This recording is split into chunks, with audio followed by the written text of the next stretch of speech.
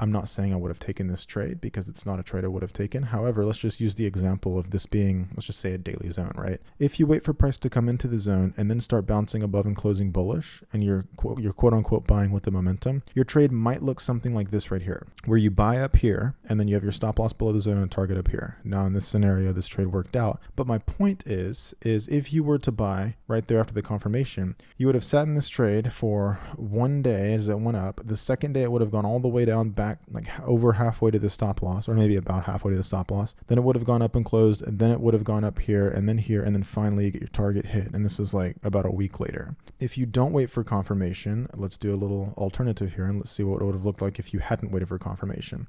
So you enter right there at the zone and you use the same stop loss, right? And then you just put your profit target at 1-to-1 risk reward ratio and you risk a high dollar amount. Instead of this right here, we're going to drag that over here. Instead, the trade would have looked like this. On that same candle, and for sure within the next day's open candle, which would have been right here, this one already would have been out in profit. And this is like less than 24 hours, right? Like worst case scenario, this trade would have played out if you entered right there at the stop below and a target above.